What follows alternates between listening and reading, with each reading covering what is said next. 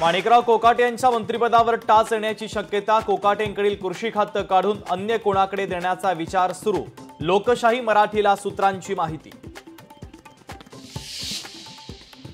राष्ट्रीय स्वयंसेवक संघाशी संबंधित तरुण भारत या वृत्तपत्राने उपटले वादग्रस्त मंत्री आणि आमदारांचे कान। कृषी मंत्री माणिकराव कोकाटे, गोपीचंद पडळकर, संजय गायकवाड यांच्या बेजबाबदार वर्तनावर कठोर टीका।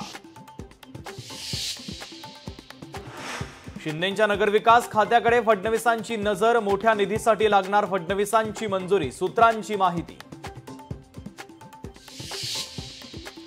गृहराज्यमंत्री योगेश कदम यांच्या सावली डान्स बारवरील केलेल्या आरोपानंतर सावली बारची सत्यतेची अंजली दमानियांकडून पाहणी।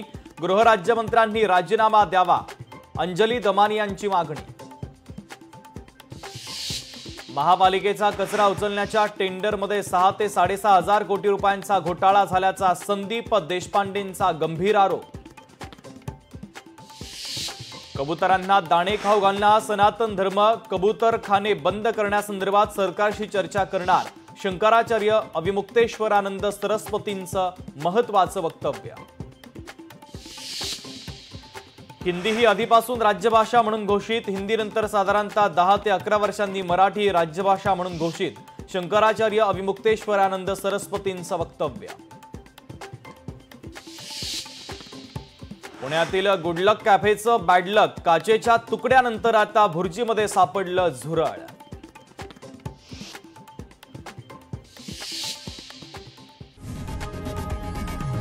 लोकशाही मराठी ऐका, पहा, जागरूक रहा।